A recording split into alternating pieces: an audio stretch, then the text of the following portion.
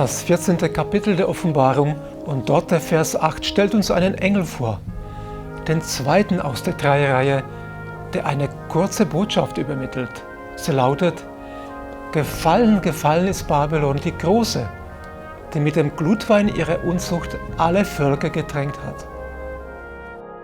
Babylon war einst die Hauptstadt des babylonischen Reiches, der damaligen Weltmacht. Da der Fall dieser Stadt in dieser Botschaft betont wird, ist es wesentlich zu verstehen, wie es zu diesem Zusammenbruch kam. Der babylonische König Belsazar veranstaltete ein großes Bankett für die Mächtigen seines Reiches und trank mit ihnen Wein. Unter dem Einfluss des Weins befahl er, die goldenen und silbernen Gefäße herzubringen, die sein Vorgänger Nebukadnezar aus dem Tempel in Jerusalem hatte wegnehmen lassen. Er wollte mit seinen Mächtigen, seinen Frauen und Nebenfrauen daraus trinken. Da brachte man die goldenen Gefäße, die einst aus dem Tempel Gottes in Jerusalem weggenommen worden waren, und alle tranken Wein daraus. Dabei rühmten sie die Götter aus Gold und Silber, aus Bronze, Eisen, Holz und Stein. Im gleichen Augenblick erschienen die Finger einer menschlichen Hand und schrieben etwas auf die weiß verputzte Wand des Königspalastes. Als der König die schreibende Hand sah, wurde er bleich. Seine Gedanken erschreckten ihn so sehr, dass er am ganzen Körper schlotterte und seine Knie aneinander schlugen. Auf die Empfehlung der Mutter des Königs holte man Daniel in den Festsaal und bat ihn, die an die Wand geschriebenen Worte zu deuten. Daniel erklärte dem stolzen und anmaßenden König: Du hast dich gegen den Herrn des Himmels erhoben und dir die Gefäße aus seinem Tempel herbeischaffen lassen. Und mit deinen Mächtigen, mit deinen Frauen und Nebenfrauen hast du Wein daraus getrunken.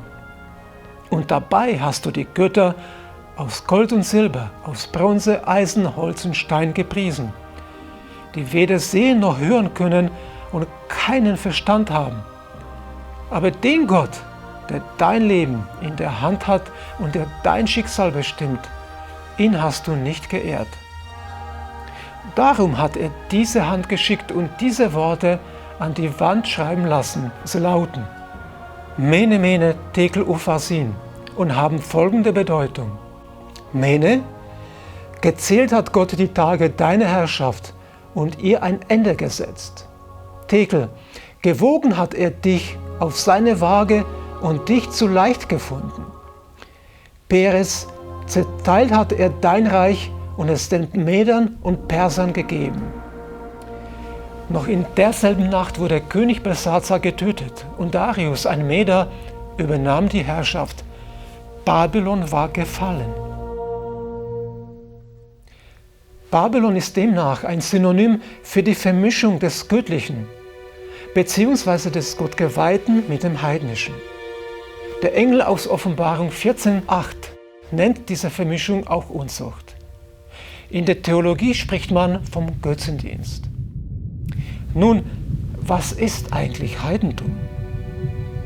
Es sind die Naturreligionen, in denen mehrere Götter eine Rolle spielen. Sie stehen in Opposition zu dem Gott der Bibel. Die verbreitetste unter ihnen war die Sonnenverehrung bzw. die Verehrung der Sonnengottheit. Dieser Kult fand seinen Ausdruck in Feiertagen, Symbolen, Festen, aber auch in okkulten und spiritistischen Praktiken. Die Absicht dieses Beitrags ist es nicht, die Zusammenhänge des Sonnenkultes weiter zu erklären. Darüber gibt es in Lexikas, Büchern und im Internet ausreichend Informationen. Es geht vielmehr darum, aufzuzeigen, wie Menschen, die sich zu Gott bekennen, also diejenigen, die behaupten, frei vom Götzendienst zu sein, mit diesen heidnischen Elementen, also wohlgemerkt mit Elementen, die sich Satan für seine Religion ausgedacht hat, umgehen. Die Praktiken des Heidentums waren nicht immer grausam, sondern für die menschlichen Sinne oft anziehend und schienen harmlos zu sein. So fanden sie immer wieder einen Weg in das Volk Gottes.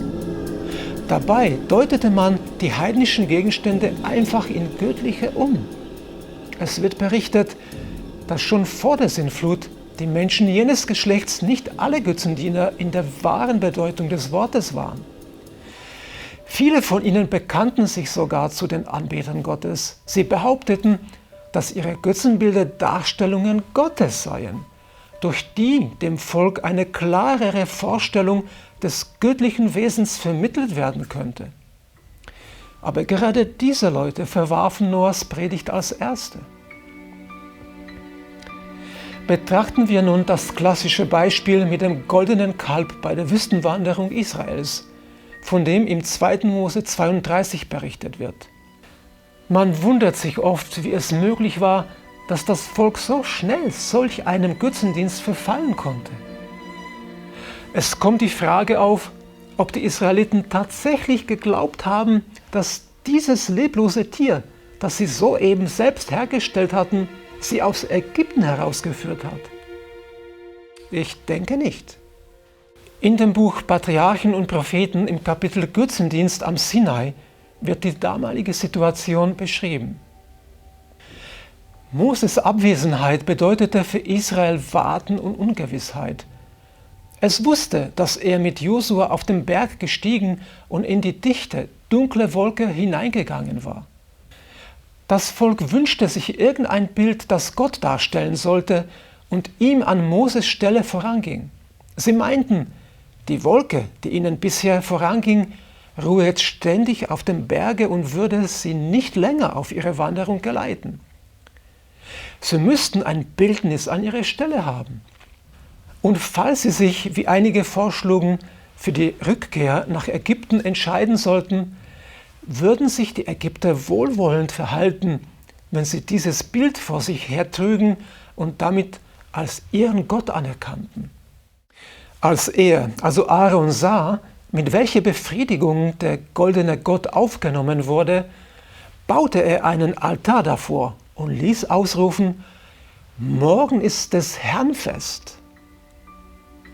Später dann bei der Einnahme Kanaans gebot Gott seinem Volk: Ihr sollt all die Stätten vollständig ausrotten, wo die Nationen, die ihr vertreiben werdet, ihren Göttern gedient haben, auf den hohen Bergen, auf den Hügeln und unter jedem grünen Baum. Und ihr sollt ihre Altäre niederreißen und ihre Gedenksteine zerbrechen und ihre Ascherim mit Feuer verbrennen und die Bilder ihrer Götter umhauen. Und ihr sollt ihren Namen von jener Stätte ausrotten. Den Herrn, euren Gott, dürft ihr so nicht verehren. Warum sagt Gott hier: Mich dürft ihr so nicht verehren?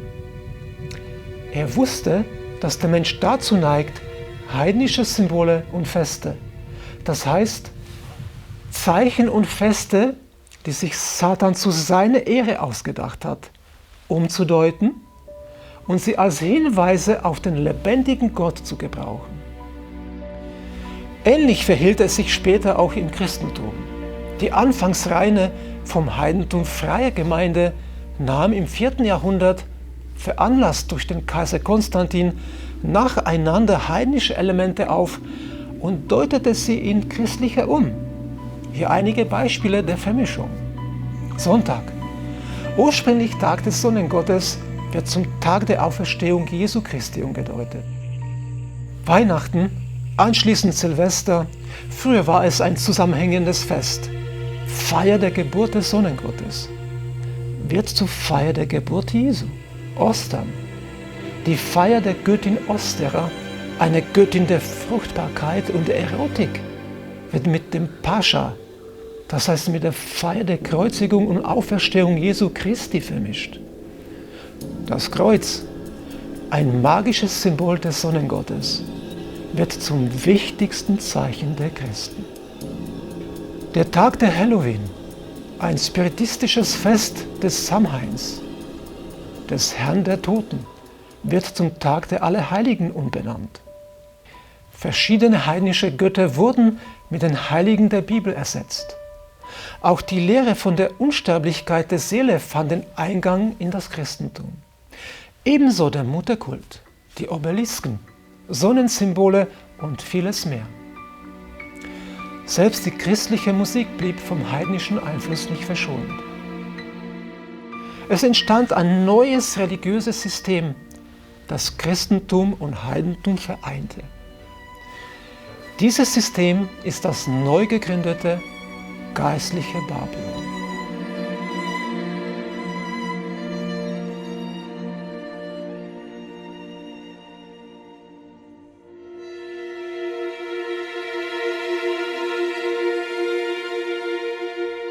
Das Volk Gottes, seine Gemeinde, soll über die Religion Babylons aufgeklärt und auf der Hut sein, damit die Sünden Babylons nicht in ihre Reihen eindringen.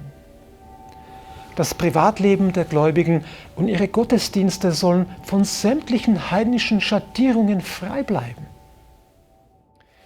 Leider zeigt die Realität, dass die Kirchen und Gemeinden von den erwähnten heidnischen Elementen immer mehr durchdrungen werden. Deshalb wird diese Botschaft des zweiten Engels mit Nachdruck wiederholt. Und er rief kraftvoll mit lauter Stimme und sprach: Gefallen, gefallen ist Babylon, die Große, und ist eine Behausung der Dämonen geworden und ein Gefängnis aller unreinen Geister und ein Gefängnis aller unreinen und verhassten Vögel. Und ich hörte eine andere Stimme aus dem Himmel, die sprach: Geht hinaus aus ihr, mein Volk, damit ihr nicht ihrer Sünden teilhaftig werdet und damit ihr nicht von ihren Plagen empfangt. Zum Schluss ein Vergleich zum Nachdenken. Stellen Sie sich folgende Situation vor, vielleicht haben Sie sie sogar selbst erlebt. Ihr Ehepartner hatte, bevor er Sie geheiratet hat, eine andere Bekanntschaft. Und wie das oft so ist, bekam er verschiedene Gegenstände wie Halskette, T-Shirt, Ring, Teetasse und vieles mehr als Erinnerung an die gegenseitige Zuneigung. Nun erkannte er, dass seine Bekanntschaft nicht die richtige ist. Er lernte sie kennen und entschied sich für sie. Nun hatte er aber die vielen Geschenke des ehemaligen Partners. Da sagt er zu ihnen: Das T-Shirt oder die Kette ist nur schön. Und wenn ich sie trage, denke dir nichts dabei. Ich liebe wirklich nur dich. Und weißt du was? Wir machen es noch schöner. Alle diese Gegenstände werden ab heute ein Liebeszeichen zwischen mir und dir sein. Wie würden Sie da reagieren? Würde es Ihnen gefallen? Würden Sie einverstanden sein? Warum wird dann Gott so etwas zugemutet? Dem Gott, der in einem Liebesverhältnis zu seiner Braut, seiner Gemeinde steht. Gott möchte sein Volk von einer falschen Anbetung befreien. Er möchte es von seiner falschen Abhängigkeit und von einem falschen religiösen System befreien und es vor seinen Gerichten bewahren. Deshalb fordert der zweite Engel aus Offenbarung 14, verstärkt und ergänzt durch den Engel in Offenbarung 18, eine Absonderung.